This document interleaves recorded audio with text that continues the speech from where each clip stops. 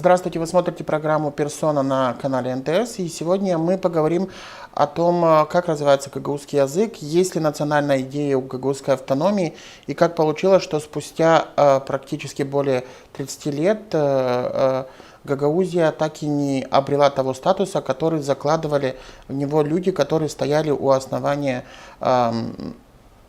становления гагаузской государственности. И сегодня персона НТС Федор Занет, драматург, академик, поэт, автор первого гагаузского гимна. Здравствуйте, Федор Иванович, рад вас видеть у нас. Здравствуйте, здравствуйте. Ну, как бы несколько ко времени была пандемия, поэтому многие программы наши выходили и в онлайн режиме, поэтому как бы встречаться было менее возможно, чем, слава богу, сейчас, когда уже отменили все ограничения. Поэтому рад вас видеть в студии и думаю, что те мысли, которые вы всегда озвучиваете, и возможно, что у вас происходят какие-то изменения, переоценки тех событий, которые происходят в автономии, будут интересны и жителям Гагаузии. И первое, о чем я хотел бы с вами говорить, есть две очень важные темы, которыми вы занимаетесь практически всю свою жизнь. Это связано с гагаузским языком и его развитием. И вторая тема связана с голодовкой, которая, к сожалению, была среди гагаузов. Поэтому, кроме этих тем, я думаю, что мы успеем еще озвучить и некоторые другие. Хотел бы начать с гагаузского языка, потому что несколько лет назад ряд депутатов Народного собрания, озвучу их: Екатерина Жекова, Елена Карамит, Михаил Железогло, выходили с инициативой о законе о функционировании гагаузского языка. Этот закон был принят, он недолго успел поработать, потому что потом он был приостановлен по ряду причин финансовых или политических, это уже другая тема. Вы тогда поддерживали этот закон с момента того, как он родился, был озвучен авторами, будучи проектом, потому что мы помним все эти события, что исполнительный комитет в лице Башкана Гагаузии категорически не воспринял этот проект на начальном этапе, когда он был представлен депутатами. Спустя уже вот несколько лет, если говорить о том, дал ли он какие-то плоды, какую оценку дали бы вы? Здравствуйте. Мне тоже взаимно приятно, что мы встретились, наконец-то пандемия ушла. Что касается вашего вопроса, скажу так. Если дерево сажается, оно пускает корни. И это дерево уже нельзя рубить корни. Если вы рубите корни, оно чахнет и погибает. Также произошло и с законом по развитию гагаузского языка. Прекрасный закон, хорошо работал. Дал толчок, сильный толчок дал, скажем, для развития языка, для учителей, для школьников, для деятелей культуры. Если вы помните, в рамках этого закона, помимо того, что в школах предусматривались определенные, скажем так, изменения по развитию гагаузского языка, она коснулась и культуры, и театров, и издания книг, и так далее. Но я говорю, что в прошлом году, благодаря тому, что Башкан и исполком, благодаря в кавычках, конечно, прекратило финансирование, и марионеточные депутаты, я им в лицо это сказал, что они марионеточные депутаты, проголосовали. Вы имеете в виду прошлый созыв? Прошлый созыв, говорю, про прошлый созыв говорю. Конец прошлого созыва, которые тоже поддержали эту идею. И мы тогда написали и на страницах газеты, что они предатели и враги народа. И они думали, я сказал, что вы делаете, что вы делаете. Но никто не поддержал, к сожалению, и закон остановился. Вот эта инерция, которая была приобретена этим законом, она тормознулась, и теперь я скажу, что выделено какое-то финансирование не в тех масштабах, которые было нынешним созывом Народного собрания. Но я не знаю, как снова можно запустить локомотив, чтобы он набрал такую же инерцию, как она имела 3 года назад. Поэтому у меня создалось такое впечатление, что в исполкоме Гагаузии ненавидят гагаузский язык. Просто ненавидят. Если вы помните, до нынешнего Башкана проводились съезды гагаузов мира. Нынешний Башкан и исполком это отменили. Сперва сдвинули на 2 года, якобы ждем президента Турции, хотя за это время можно было 2 съезда провести. Потом вообще прекратили и говорить об этом прекратили. Что касается, язык должен, если мы говорим о гагаузском языке, в частности на территории Гагаузии, люди, которые получают деньги из бюджета Гагаузии, которые заработаны трудом гагаузов, они должны говорить на гагаузском языке. Я говорю о членах исполкома. Попытались этот пункт включить, у нас есть 3 государственных языка. Так хорошо, не хотите на гагаузском, говорите на румынском. Но на территории Гагаузии вы должны знать гагаузский. Они не знают, не хотят. И я еще раз повторяю, они просто ненавидят этот язык. Отсюда и все проблемы языка. Вот утверждение у меня готово, если вы помните, как избирался председатель Народного собрания, полгода я это написал тогда, что это пьеса, сперва это была трагедия, потом трагикомедия, потом это фарс. То есть все это описал, все это произошло на выборах председателя Народного собрания. То же самое сейчас происходит и с гагаузским языком. То есть на деле все за. Последний пример. У гагаузов есть 3 великих национальных праздника, которые не связаны с христианством. Их привязывает к христианству, но это нет. Это праздник самый большой, это Джанаварио, то есть самые волчьи праздники. Они, если мы переводим на христианский календарь, то они празднуются 3 дня до начала рождественского поста и 3 дня после. То есть вот так они празднуются. Касым. Праздник Касым, который празднуется 7 ноября. Но почему-то его сдвигают на 8 к Дню Святого Дмитрия. Это неверно, потому что Касым это считалось начало зимы. И Хидерлес, который считается началом лета при двухциклинном календаре. Если Хидерлес у нас 6, Касым не может быть 8, он должен быть 7, через полгода начинается. Его притянули к Георгию, Ай-Георгию, к святому Георгию. Бог с ним. Но это гагаузский национальный праздник. И извините меня, когда глава Гагаузии выходит на праздники и говорит на русском языке, зная, до этого, во всяком случае, сдавала экзамен о знании гагаузского языка. Будучи кандидатом. Будучи кандидатом, и потом какое-то время, когда было выгодно, говорила, а потом перестала и говорит на русском языке о развитии гагаузского языка. Извините, это просто... Никто в это не поверил, и не поверит. Поэтому отношение власти к языку пока не поменяется, гагаузский язык двигаться не будет. Если мы сегодня имеем гагаузский язык на том уровне, который мы имеем, это благодаря учителям гагаузского языка, благодаря педагогам, воспитателям, благодаря им. А так не благодаря власти. Федор Иванович, вы немного коснулись законодательной инициативы, которая была от депутатов касательно изменений закона об исполнительном комитете, на который Башкан наложила вето, а депутатам, к сожалению, не удалось преодолеть это вето. И там одна поправка, о которой вы говорили, касалась о том, что депутаты предлагали, что члены исполнительного комитета должны в той или иной мере знать гагаузский язык. И мы слышали те, скажем так, аргументы в кавычках со стороны членов исполкома, и даже некоторые на заседании Народного собрания позволяли говорить на повышенных тонах, что это ущемляет их права. И здесь есть очень интересная параллель, которую вы сейчас коснулись, что кандидат Башканы на последних выборах их законодательно обязали сдавать в том числе экзамен на степень знания гагаузского языка. И тогда это никого не возмущало, даже в том числе Ирину Влах, будучи кандидатом, как возмутило сейчас.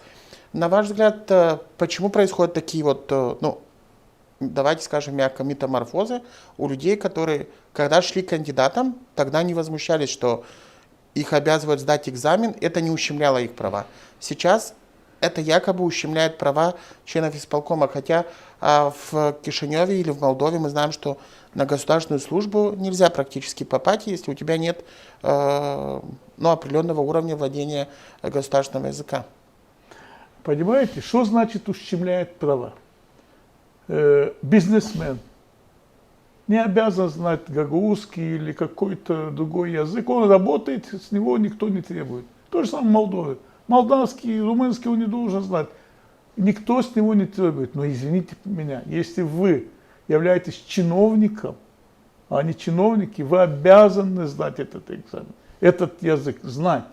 Я думаю, вопрос в том, что нынешний исполком был сформирован госпожой Башканом по национальному признаку, но не гагаузскому национальному признаку.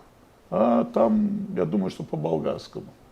И там людей больше болгарок, которые не знают гагаузского языка и не хотят знать или делают вид, что не знают. Проблема только в этом. Госпожа Башкан ни разу не сказала, что я гагаузка. Она пишет, мой папа этнический гагауз. Все. Отсюда растут остальные корни. Но если была бы, или я думаю, что у них есть совесть, то они бы сдали бы этот экзамен. Плохо, хорошо, никто не требует с них литературного языка. Но уважение к языку, уважение, они везде кричат, у нас государство, у нас министры, у нас совет министров. Какой совет министров? Начальники управления назвали себя министрами. Как? Кто вы? Какого государства? Министры. То есть, если вы министры государства какого-то, вы должны знать язык этого государства. Проблема в этом. А то, что я вот потом анализировал ситуацию с пьесой «Выборы председателя Народного собрания», я понял одно, что Башкан не имела тогда свое большинство, и вот тянулось вот это все. Сейчас она смогла, я не хочу сказать слово, но она смогла перетянуть на свою сторону людей, которые очень любят все вкусное и все хорошее. И теперь она опять держит эти нити, и когда надо, она дергает за них. Даже вам сегодняшнее заседание Народного собрания, вы видели, опять доходит до... Во-первых, давайте так, вы правильно сказали, кричали, у нас нет этики, культуры поведения этих депутатов. Депутатов, членов исполкома и так далее. Вы пришли туда как избранники народа, вашего села. И если вы ведете себя там, даже не знаю, как это назвать, чтобы никого по-гагаузски, я знаю слово, но... Можете сказать по-гагаузски? Чингенелик. Цыганщина. Нет, юж-чингенелик это не цыганщина, это... Юж-чингенелик это когда главт, шум, вот это... Ну, по-русски это, наверное, вот бандерлогия, есть такой термин. Не бандерлоги, не надо, не бандерлоги, нет. Когда шум, гам, главт, вот никто никого не слушает, никто... Извините меня, вы, когда на вас смотрят в камеру, на экране и думают, господи, да это гагаузы, это вообще не люди, это вон хамье, это люди, которые орут, кричат, бьют, выходят. Разве так может вести себя государственный чиновник, даже и депутат? Они об этом не думают. То есть власть народа заканчивается с момента подсчета бюллетеней, а побеждает тот, кто считает бюллетени, как было на последних выборах Башкана. Поэтому мы имеем то, что имеем.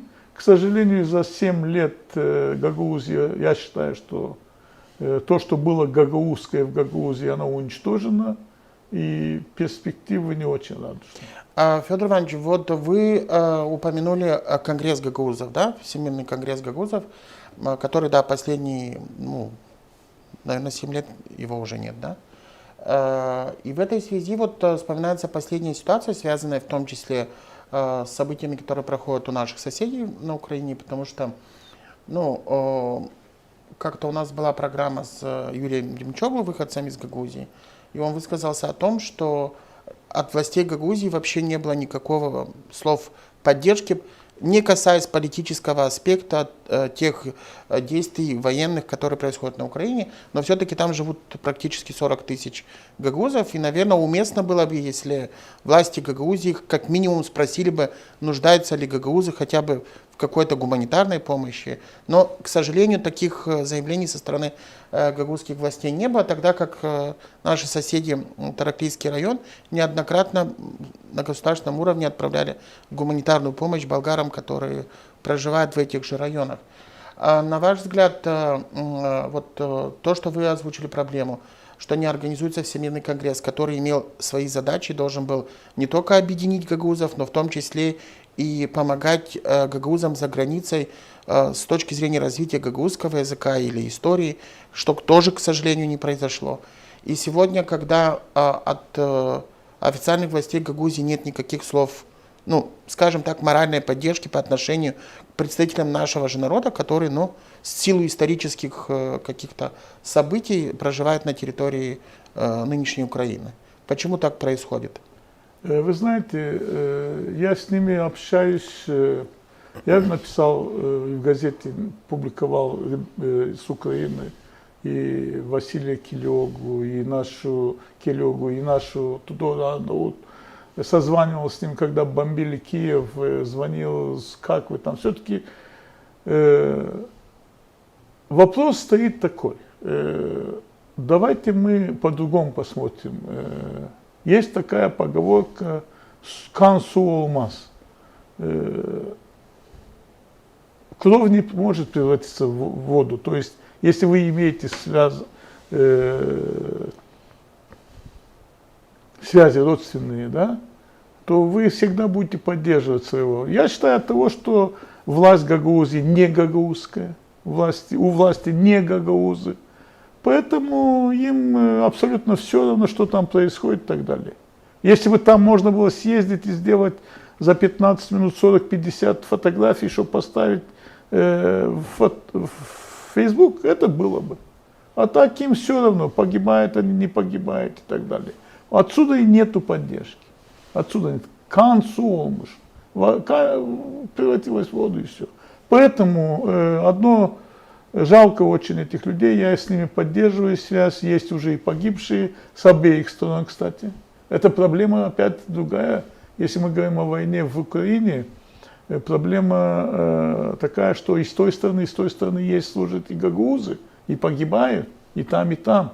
Тоже есть проблема, но выразить слова соболезнования, просто, как вы сказали, это надо иметь человечность. Да? Наверное, человечности нет. Но это, вот на ваш взгляд, вот такое отношение к этой ситуации со стороны властей в Гагаузии может отразиться как-то в дальнейшем на взаимоотношения гагаузов Украины с гагаузами, проживающими в автономии? Она уже отразилась. Последний звонок от Тудора Арнаут.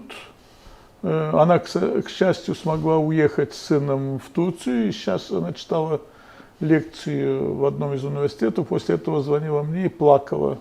И говорит, как же мы будем уже встречаться, если все спрашивают, почему нет поддержки. То есть трещина есть. Но вопрос в другом, что наши гагаузы с Украины, и мы не должны понимать, что власть это гагаузы. Уйдет эта власть, все равно мы будем дружить. Потому что власти сейчас, я говорю, гагаузы исполком, им невыгодно вдруг их обвинять в чем-то. Никто ничего не надо человечески подойти, подготовить гуманитарную помощь, морально поддержать. Вот так. И я не думаю, что это отразится на уровне взаимоотношений с властью. Это отразится. Я не думаю, что будут их встречать там опять хлеб с солью и так далее. И так далее. А на уровне народа нет. Народ останется единым. Федор Иванович, вот такие точки, которые свечивают, ну, наверное, не очень правильно будет, если я назову проблемные моменты. Потому что вот закон о гагаузском языке. Мы помним с вами, какова была реакция исполкома, да? Я даже помню, что на площадке ГРТ тогда вот была большая программа, и было много директоров школ, в том числе некоторые из них сегодня стали депутатами Народного собрания, которые не просто отрицали этот закон, а категорически были против принятия этого закона, да? Дальше мы, вот сейчас ситуация с Украиной, да, тоже такая, ну, такое поведение, ну, страус спрятал голову, и, в общем-то, как будто проблема есть, но как будто мы ее стараемся не увидеть. Еще один такой момент, который обнажает вот такое проблемное отношение официальных властей Гагаузии к проблеме голода 46-47 годов. И мы тоже помним, когда была инициатива депутатов, как исполком негативно воспринял эту идею, и что депутаты не смогли даже при первой попытке каким-то образом принять какое-либо решение, и вопрос был отложен, и спустя там полгода или год была принята памятная дата, и то она была принята в такой нейтральной завуалированной формулировкой, что, ну, не совсем отмечала тому посылу, который изначально авторы этой инициативы закладывали вообще всю эту ситуацию. Вы человек, который всегда поддерживал и говорил открыто об проблеме, и по сути, как бы, ну, наверное, и признавали, что это был определенный геноцид по отношению к гагаузскому народу. И вы очень долго изучали эту тему. Только лишь проблема в том, что у наших властей осталась ментальность постсоветская и вот такая боязнь там русского старшего брата, когда мы говорим о признании тех событий. И почему такое отношение? И почему, когда эти законы начинают работать, тогда уже исполком начинает как будто бы говорить о том, что это их неуспехи, да? Потому что мы видим некоторые отчеты по гагаузскому языку, мы видим некоторые попытки того, чтобы, хотя на самом деле эти люди изначально были категорически против этих инициатив. Давайте мы вернемся назад к моменту принятия закона. Вы сказали, что боязнь, что русские нас там кричали, что русские нас могут что-то... Ну, это они были аргументы. Да. Но теперь давайте так. Я тогда сказал, ребята, не путайте советскую власть и русский народ. Еще раз говорю, не путайте. Потому что советская власть уничтожила не только гагаузов голодом, и русских, в том числе 24 миллиона, и казахов, и украинцев, и так далее. Это власть. И когда вы работаете в архиве и поднимаете документы, то уверяю вас там, что 90% тех, кто подписал там бумаги, они не русской национальности, фамилии, по крайней мере. Поэтому это было не ментально, что скажет Россия. Нет, это нити стояли на третьем этаже. Я выступал на этом заседании. Когда я выступал на заседании Народного собрания, мне отключили микрофон. Было такое. Так вот, почему я пришел к выводу, что нити были на третьем этаже? Потому что когда мы приняли этот закон, Гагаузия приняла, Башкан Гагаузии ни разу не выступила в этот праздник хотя бы с посланием к народу. Хотя бы сказать, что вот сегодня отмечаем День памяти. Нет. Так вот, у меня, судя по тому, что я нашел в архивах, и судя по тому, что происходит, я неоднократно говорил, сегодня у власти находится и при власти, так называемый совет старейшин и все эти, находятся люди, дети и внуки тех, кто сделал этот геноцид. В этом году 75 лет исполняется окончание геноцида. Слово геноцид надо употреблять очень осторожно, потому что очень легко бросается этой фразой. Геноцид имеет 5 признаков. Все 5 признаков в Гагаузии были. Понимаете, это создание искусственных условий для умирания. Забрали хлеб. Забирать мужей, приглашение деторождения. Мужей забирали в шахты. Женщины оставались здесь. Третье. Уничтожение детей. Детей не уничтожали по голоду, а детей забирали так называемые ФЗУ, и дети оттуда не вернулись, они остались там. Сейчас я уже не помню, если бы я знал, что вы зададите этот вопрос, я подготовился. Но 5 признаков.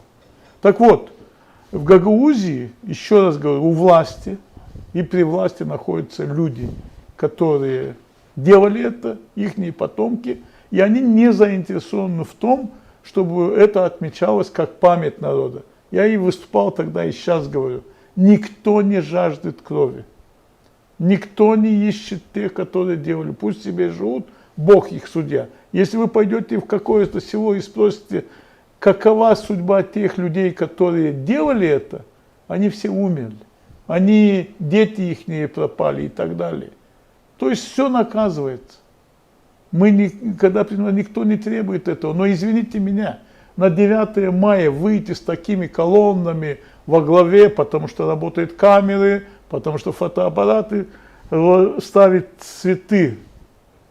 Мы христиане. В Библии написано: не сотворите идола. И ставить идолу, пусть это памятник, заслуженные цветы. И 19 октября, когда этот праздник вообще не упоминать, этим все сказано. Поэтому я считаю, что уйдет эта власть. Все равно мы вернемся к широкому празднованию 19 октября. Вот, кстати, когда мы приняли этот день, на Гагаузии, скажем, в Молдове не было этого праздника. И я принимал участие на одном из каналов телевидения и предложил, и другие предложили, но я в эфире предложил, что почему бы в Молдове не взять пример с Гагаузии и принять такой день. Я даже предложил, давайте 19 октября, потому что 19 октября в ЦК партии поступило письмо с первого секретаря Камрадского райкома и председателя администрации, написанное 18 сентября, а 19 вошло в входящий. О том, что в Гагаузии началась голодовка, люди умирают от голода, и началась дистрофия, это в октябре уже 18-го было. И я тогда предложил, и вот недавно Молдова приняла такое постановление, что, по-моему, 2-я неделя марта будут отмечать вот такой день памяти. Надо помнить. Не надо вместе, помнить. Если мы это не будем помнить, это повторится. Федор Иванович, но вот это все вот эти проблемы, о которых мы сегодня с вами говорим, они приводят к мысли о том, что Гагаузия то ли не в состоянии, то ли что-то им мешает сформулировать какие-то свои стратегические задачи, да, даже как малый народ или народ, потому что Гагаузия — это единственное место на земле, где Гагаузия имеет хотя бы признаки государственности и возможности для развития гагаузского языка. И начиная с, скажем, да, давайте говорить с 1989 года, да, с началом там объявления различных форм там автономии, Гагаузской автономной республики, Гагаузской республики, потом обретение статуса гагаузской автономии, и уже вот практически больше 30 лет, но у нас только проблемы. И желание властей, как бы даже те моменты, которые должны способствовать развитию и сохранению народа и языка, они идут назад. И в этом случае как бы мы не видим на протяжении 3 десятков лет никакой сформулированной национальной идеи или стратегической задачи со стороны официальных властей, которые бы нам говорили о том, что мы должны прийти к этому, да, допустим, там, через 50 лет или через 10 лет. Что мешает это сделать? Скажу вам, что мешает. Давайте мы вспомним фамилии наших башканов. Табунщик, Кроитор, Формузал, Влах. Одна гагаузская фамилия есть? Нет. Проблема в том, что народу кажется, что он выбирает. Народ не выбирает. Всех наших башканов назначил Кишинев. И они служили Кишиневу, а не Гагаузии. Поэтому вот этот менталитет коммунистической партии КГБ, отдела КГБ по отбору кадров, оно и до сих пор работает. Работало и работает. Вчерашние, позавчерашние в прессе очень интересная трагикомедийная новость. Досье на специалистов Молдовского телекома, Молтелерадио, они все еще в папках КГБ. Так вот, назначение. Вы думаете, что у нас выбирает народ? Нет. Кишинев назначает. Нынешний башкан Гагаузии, который 2-й раз выбирался, на 18 часов было 37% пришедших на выборы. И после этого вдруг оказывается, что столько народу пришло. Откуда? Мы же понимаем, как это считалось. До сих пор, кстати, не опубликованы по селам, сколько человек проголосовало, сколько было в списках и так далее. Вы спрашиваете, первый визит нынешнего Башкана Гагаузии куда был? Хотя она говорит, мы с Турции, с Россией. Первый визит Башкана Гагаузии был в Министерство иностранных дел Румынии. Об этом я писал в газете. Потом 2 раза приезжал сюда принц Румынии. Поэтому я так скажу, что у гагаузов не было гагаузского Башкана. И Кишинев назначает всегда своих людей, что бы вы там ни говорили. Поэтому отсюда нет национальной идеи. Эти люди не служат. Посмотрите, Башканы где. Табунщик в Кишиневе, Крайтор в Анкаре, Формузал в Германии, нынешний Башкан в Кишиневе. Ни один никто не живет здесь. Они пришли, поработали, заработали, не заработали, не знаю, уехали. Федор Иванович, но вот если мы говорим о гагаузской автономии и с 1994 года, то вот эта вся проблема, ну, как и вот и формирование руководства Народного собрания обострила ряд структурных и системных проблем, в том числе одна из них вот отсутствие какой-то общей идеи, вокруг которой могли бы консолидироваться нормальные здоровые силы для развития Гагаузии. И сегодня мы видим, что тот статус, который был в 1994 году, и тот, который мы имеем по факту сейчас, это, как говорят в Одессе, 2 разные вещи. Да. Абсолютно. С другим наполнением и совершенно с другим смыслом. Но вот к чему пришли там за почти 30 лет. Но те события, которые происходили в Народном собрании, да, вот, наверное, практически впервые, наверное, когда сформировались и официально заявили о формировании фракций, и одна из них, самая большая Гагаузская СИК, которая себя позиционирует как фракцию или группу депутатов, которые ну, заявляют как минимум о том, что они за интересы Гагаузии. На самом деле вы в этом наблюдаете, например, какое-то начало процесса, ну, скажем так, созидательного вокруг гагаузской автономии, вокруг гагаузского языка, гагаузского народа, или это опять очередные, ну, политические игры? Я ничего не наблюдаю, судя по тому, что происходит и происходило, я анализирую события, это местечковые игры, борьба за портфели. Это мой взгляд, ничего хорошего с этого не выйдет. Я думаю, что идеи нет и не будет, потому что вы посмотрите состав народных депутатов, кто они, лидеры, бизнесмены и так далее. Политика, ну нет средних политиков там.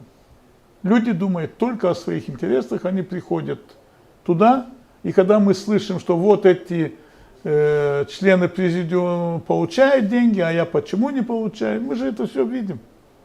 Или мы видим уровень интеллект некоторых. Я не хочу никого обидеть, но в Советском Союзе хоть книги читали люди, но косноязычие, грубость, ментальность, невозможность сформулировать мысль. Это не только народные депутаты, и я имею в виду и исполкомы, и Башканы, и так далее. Я не вижу ничего. Здесь одни интриги, блокировки в смысле группования, группировки, все. Посмотрим.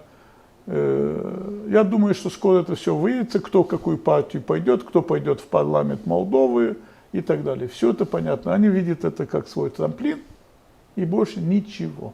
На деле они пытаются что-то там поспорить, но нет. Я думаю, что ничего там такого нет, которое нам хотелось видеть. Вы ну, были в центре событий, которые разворачивались в 80-е годы, то есть те группы гагаузской интеллигенции, которые впервые начали говорить о самоопределении, но вы ни разу не были в активной политике, хотя всегда наблюдаете и пишете, говорите, высказываетесь, иногда критикуете, реже говорите что-то хорошее. Это такая ремарка. Почему Федор Занет до сих пор не вошел в активную гагаузскую политику? Значит, я вам скажу так.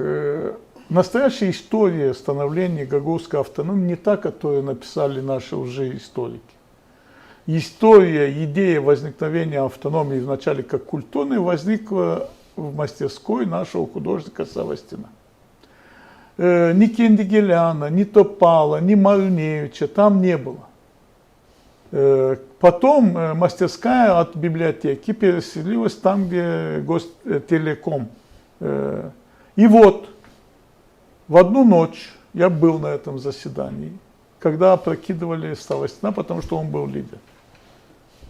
Ясно, что КГБ.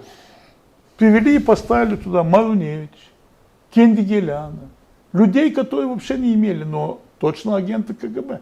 Потому что когда я говорил, что дед Кендигеляна является чекистом, который отправлял там, он писал, что это ложь.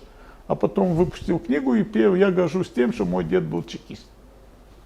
Вот так был переворот. Убрали тех, которые были за действительно идеалисты, так скажем. Привели, так, не буду сейчас еще фамилии называть, людей, которые думали только о карьере. Потом вдруг неожиданно появляется Степан Топал. Решением райкома партии. Член райкома партии Степан Топал внедряется в народное собрание. Я об этом всегда писал и буду писать. Никакого лидера не было. Нам опять назначили. А остальных, которые имели, в том числе, ну, если обо мне коснулись, началась массовая пропаганда по очернению. Там про меня писали, что я марионетка Народного фронта, что я то. И других тоже. Для того, чтобы нас отделить, и пришли эти люди, которые очень удобные. Поэтому я думал, что когда мы получили автономию, все будет хорошо, и мы будем развивать гагаузский язык. Вы можете найти в публикациях в январе, в законе о избрании Башкана вначале не было пункта, что там был пункт, что Башкан Гагаузии должен жить в территории автономии, прописан хотя бы.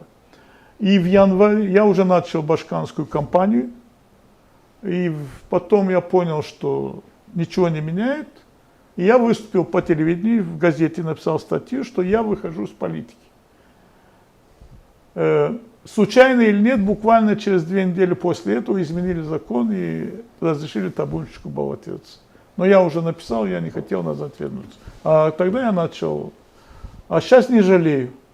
Потому что если бы я был сейчас в политике, тех книг и то, что я сделал для гагаузского народа, включая по исследованию истории, фольклора и голодовки, их бы, наверное, не было, точно не было бы. Поэтому я очень рад, что я ушел с политики тогда, с активной, но я не отошел от политики. Вы знаете, вот сейчас вот затронули еще одну важную тему, даже вот ваш трехтомник по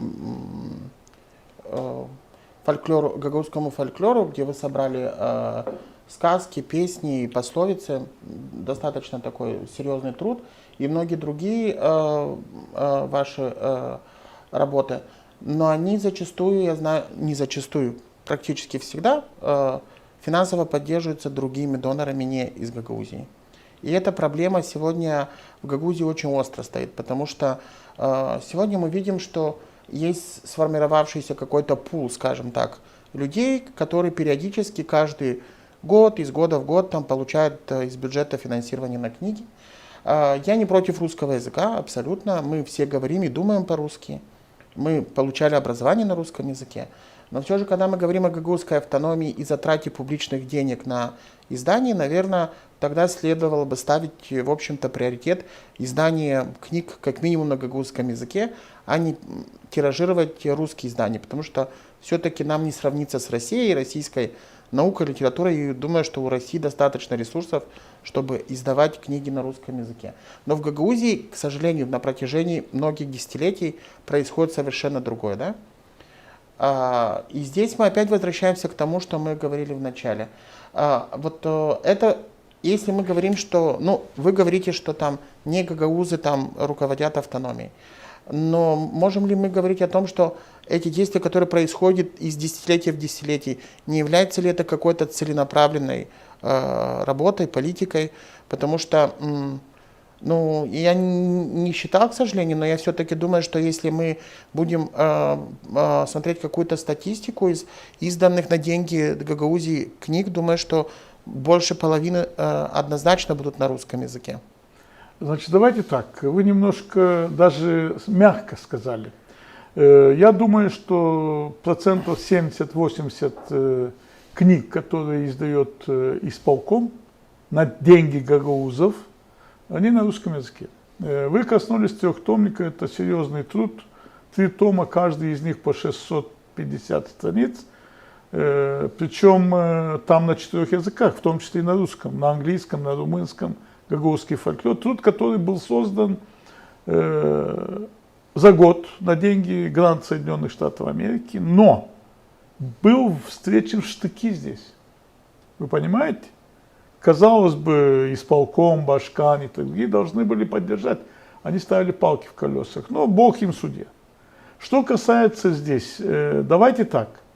Вы должны немножко не так сильно критиковать их, потому что, чтобы что-то издать на гагаузском, надо иметь этот гагаузский язык. Извините меня, когда они издают 4 раза книгу поэта графомана и преподают его нам как самого великого поэта, извините меня, почему? Почему так? Почему не переиздать все труды, скажем, Бабогу? Я считаю до сегодняшнего дня, что самый великий гагаузский писатель, в совершенстве знавший и владевший гагаузским языком и литературным жанром, это Николай Бабогу. Почему не переиздать? Нет, они издают тех, которые написали там 4 строчки, из которых одна на гагаузском, полугагаузском, остальные калька или украденные откуда-то, и издают.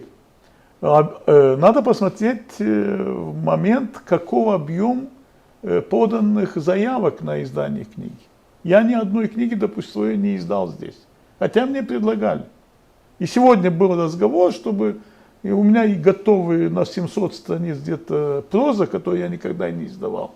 Так вот, сейчас Турция опять вышла, буквально рассказ недавно и так далее. Но я сказал, я не даю вам. Знаете почему? Потому что там будет написано, деньги изданы, спасибо госпоже Башкану, и деньги изданы исполком при содействии Башкана. Если бы там было написано, деньги изданы книга издана на средства гагаузского народа, я, может быть, и отдал бы. А то, что вы говорите, ну, люди по 3, 4, 5 раз издали одни и те же книги под разным названием. Нету. Поэтому не надо осуждать исполком в этом плане. Но подождите, если когда распределяются деньги, у которых у Гагаузии их не так много, то если есть деньги на издание, могут четко ставить критерии, что мы издаем только на гагаузском языке, что они должны быть вот так. И если в этом году у нас не было заявок, то эти деньги переходят на следующий год, и мы ждем, что из года в год что-то появится. Виталий, не если так. же ничего же не делать, только... Нет, не так, не надо. Выделяются деньги на издание. Объявляется, как правило, у нас Министерство управления культуры, объявляется, что желающие издать, подать заявки. Вот как это происходит. И все. Кто-то тираж 300 экземпляров, кто-то 100 и так далее. В этом плане, особенно с момента принятия закона о развитии гагаузского языка, лед тронулся.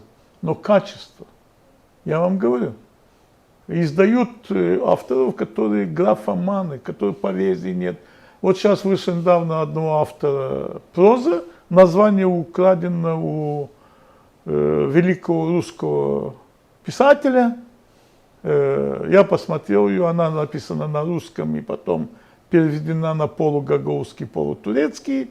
Автор видно, что не владеет гагаузским, чтобы писать и так далее. Что я могу сказать? Что имеем, то и публикуем. Но нельзя, в этом плане вы не должны. Хоть в одном я с вами не согласен.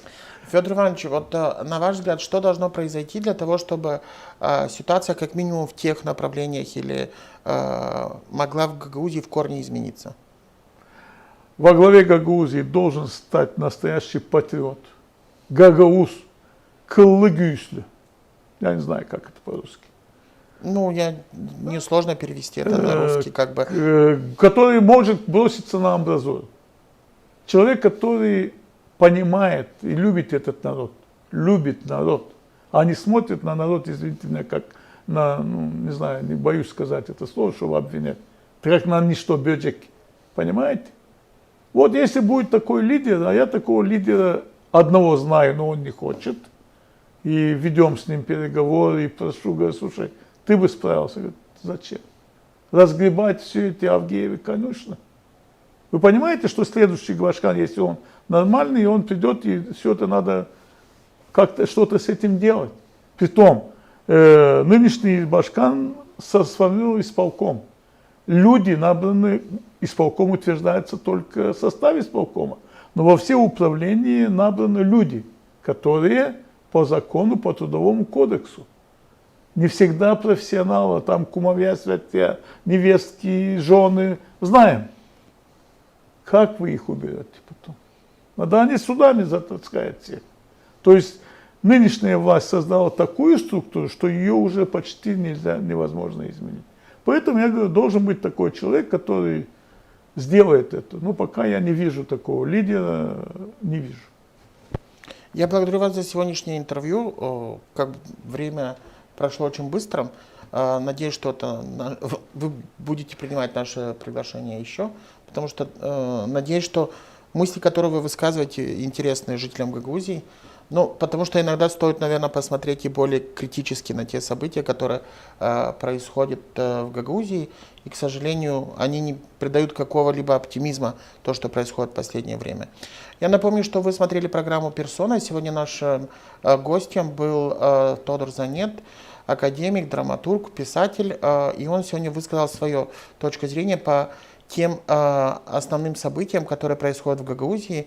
И в том числе, может быть, вы найдете для себя вопросы, в чем причина, что у гагаузов до сих пор нет определенной национальной идеи, которая способствовала бы развитию гагаузского языка и сохранению гагаузского народа. Оставайтесь с нами на канале НТС. Берегите себя и своих близких.